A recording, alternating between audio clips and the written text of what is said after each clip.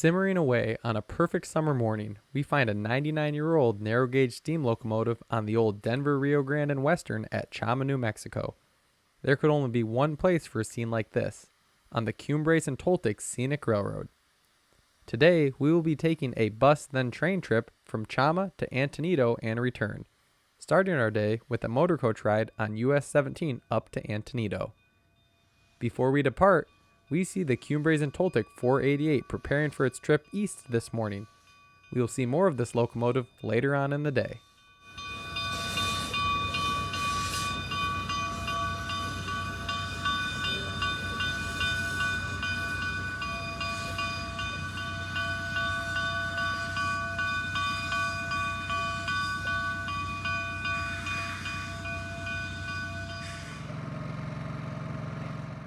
We pick back up at Antonito, where we have a limited time to look around before boarding our train and starting our full day trip west on the former Denver Rio Grande and Western narrow gauge mainline.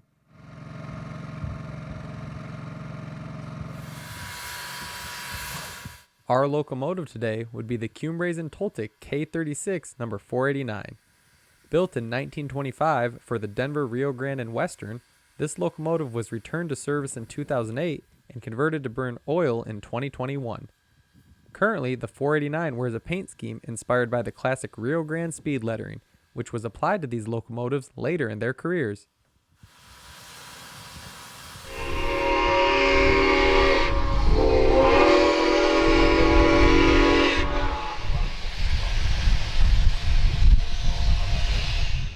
With our time at Antonito coming to a close, we boarded our car and departed right on time at 10 a.m. As we left Antonito behind, we took a look at some of the equipment that is stored or being worked on in the Antonito yards.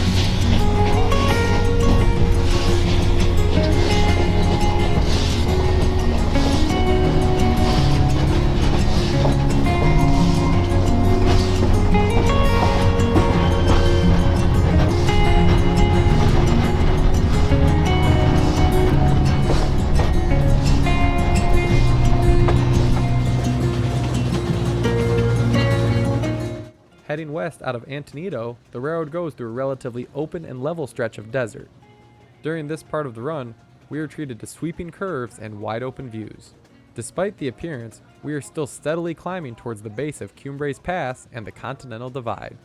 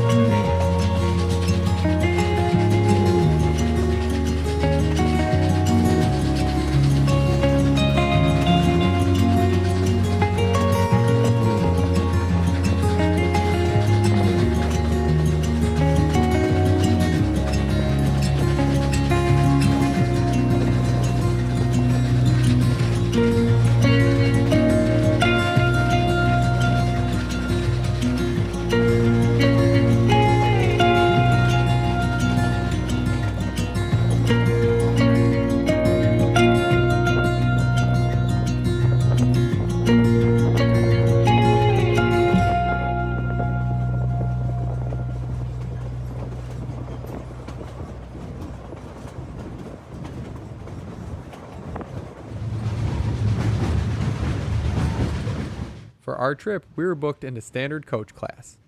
The Cumbres and Toltec operates a fleet of mostly built from the ground up coaches.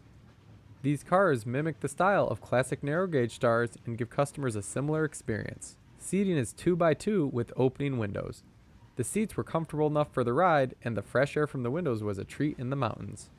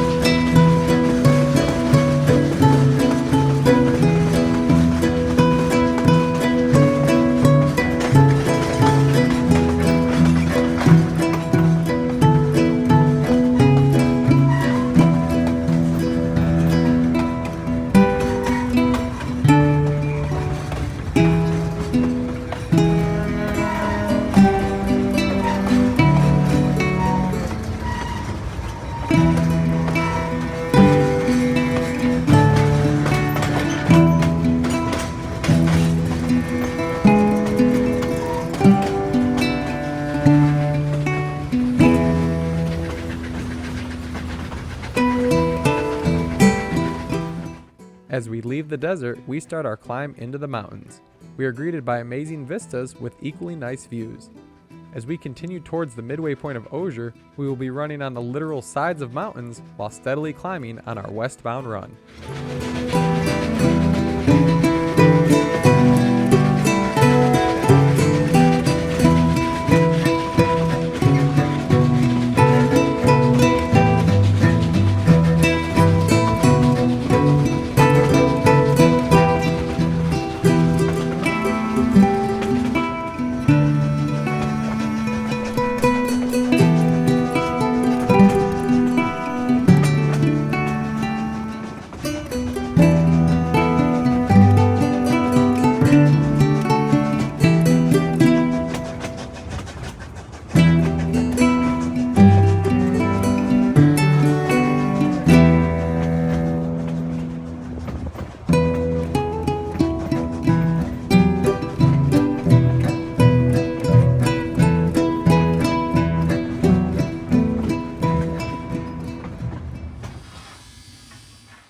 At one of the spring-fed water columns along the route, we stop so the 489 can take on water.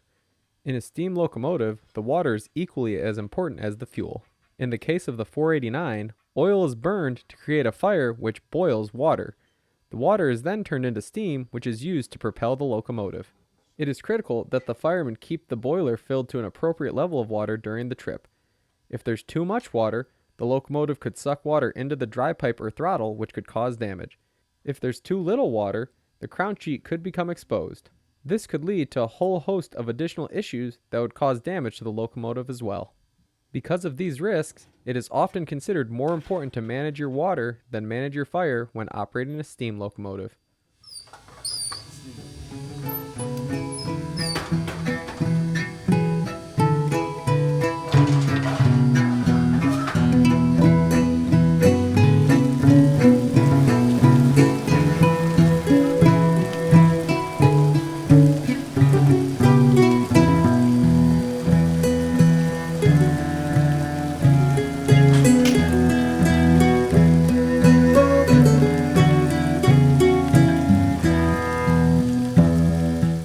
With the tender appropriately filled, the fireman removes the column and will continue our journey.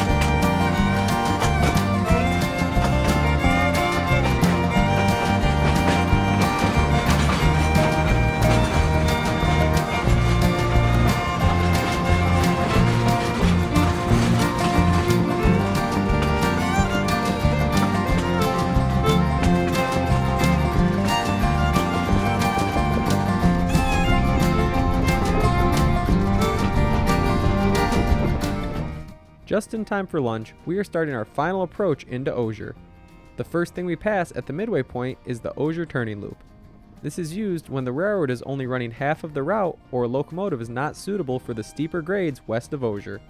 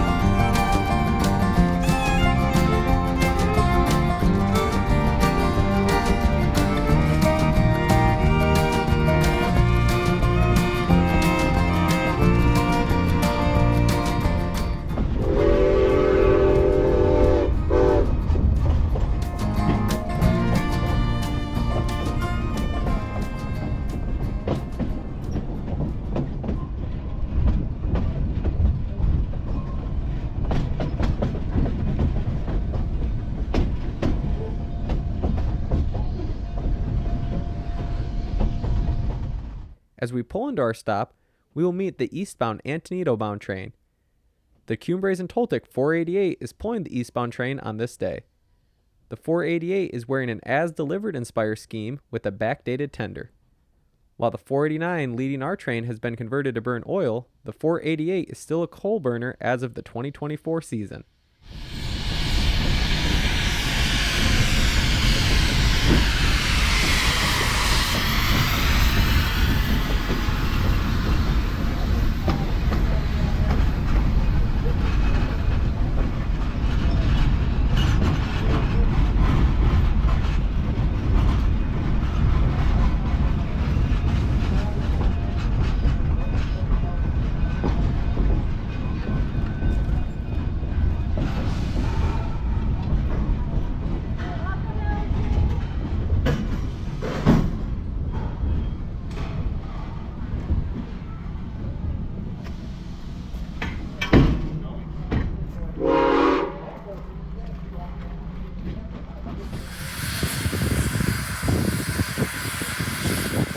After our lunch in the Osier lunchroom, we would take a quick look at the two locomotives in service today. First, we take another look at our locomotive, the Cumbres and Toltec 489. As we look over this engine, a trainman checks the bearing temperatures on the locomotive and then continues to complete other duties like repainting the white wheel markings.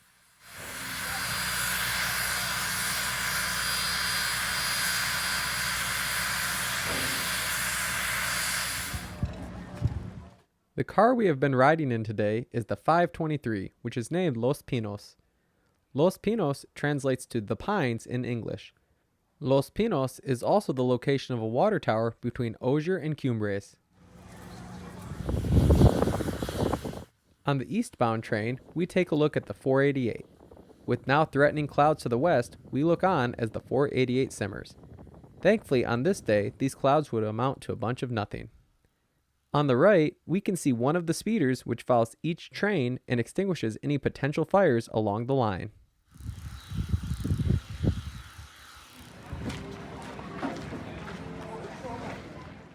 With the lunch hour completed, both trains are called to board. On the Cumbres and Toltec, passengers have a few options for riding. You can ride the entire line end to end, ride halfway and return, or take a ride incorporating the Cumbres Pass station into your trip.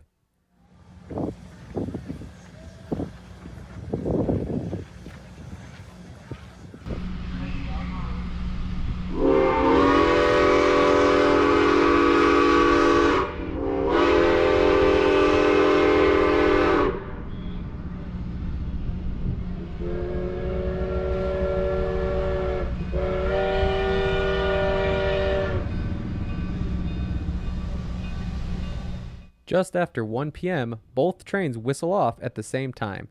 Our train will continue heading west, and the Antonito train will continue heading east.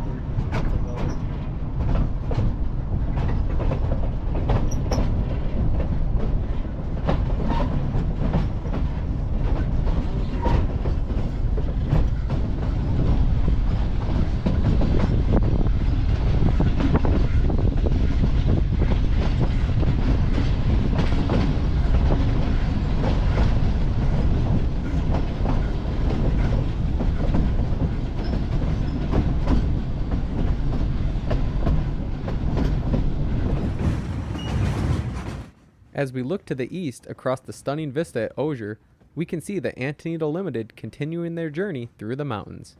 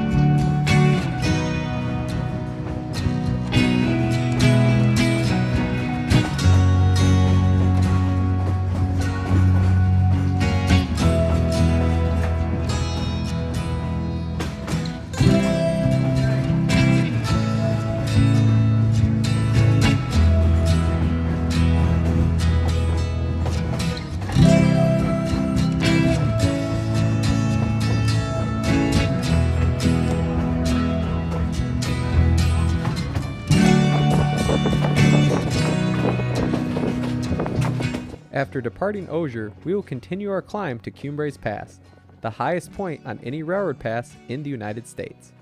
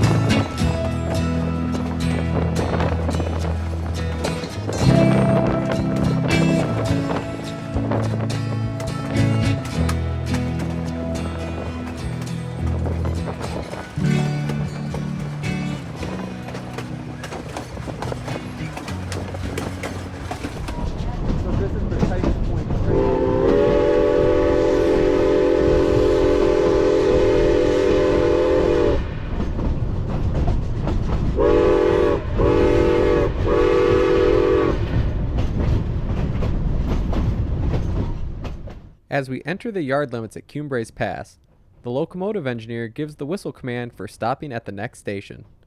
On our approach to the Cumbres Pass station, we have to traverse one of the more interesting track layouts on the railroad. Here we climb up the famous Tanglefoot Curve. On our right, we can see the top of the curve, which we will be at in a few minutes.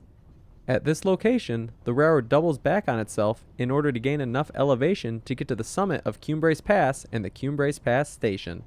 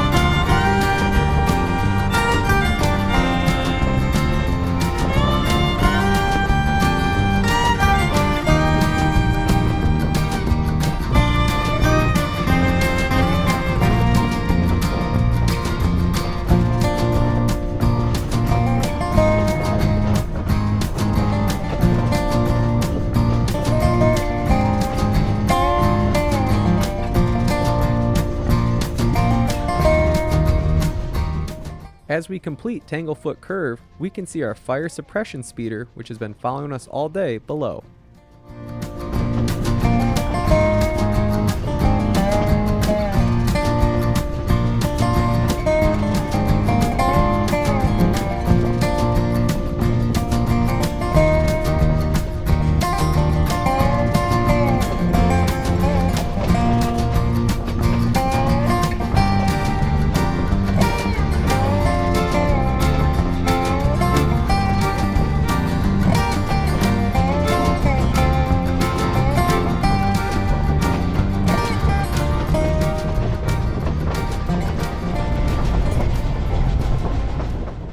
We are now arriving at Cumbres Pass Station, the highest point on the railroad and any road in the United States. Cumbres Pass has an elevation of 10,015 feet above sea level. The Rio Grande had a passing siding, a Y, and a few additional tracks in Cumbres. Here, we will be making a stop to discharge a handful of passengers and prepare for our descent down the 4% grades to Chama, New Mexico.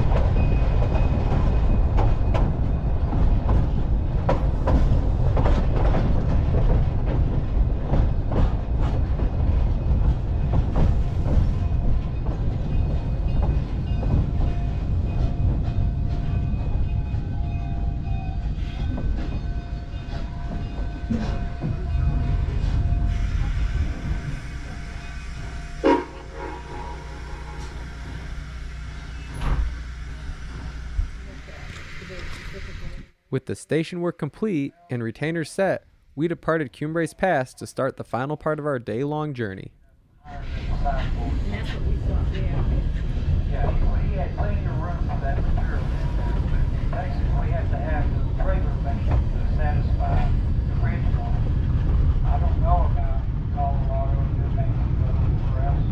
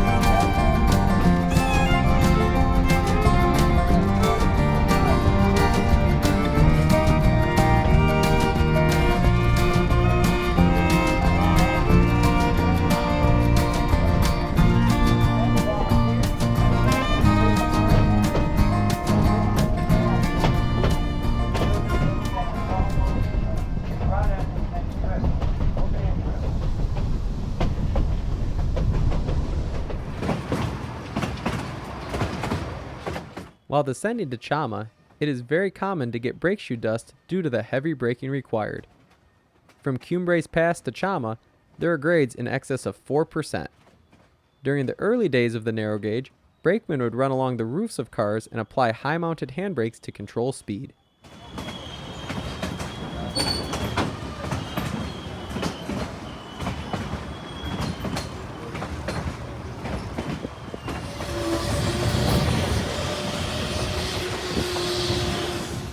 While crossing the Lobato Trestle, the locomotive is blown down as we fly above the Wolf Creek.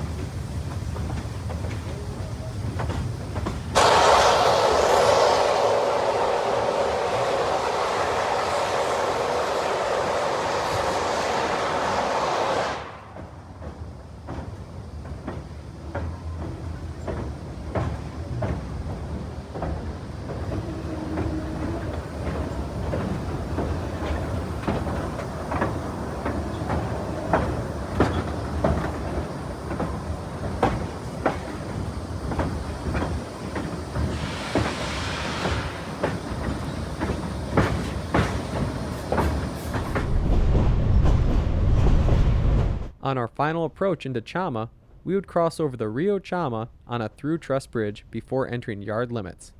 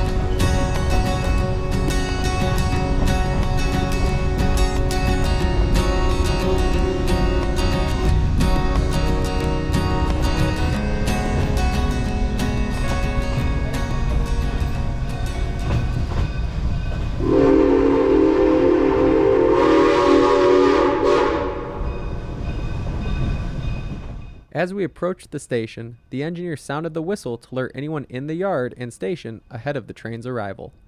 In Chama, we will pass by the Cumbres and Toltec shops.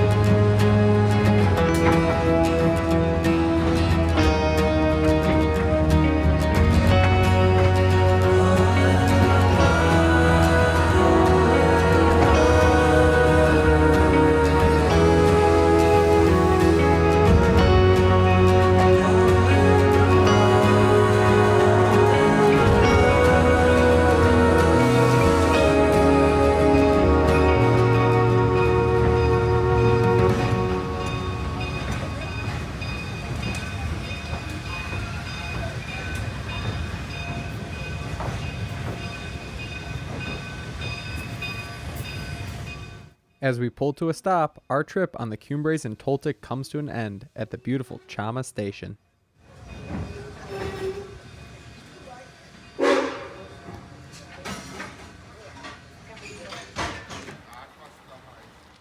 Thanks for watching. We hope you enjoyed our trip over the Rio Grande Narrow Gauge on the Cumbres and Toltec Scenic Railroad.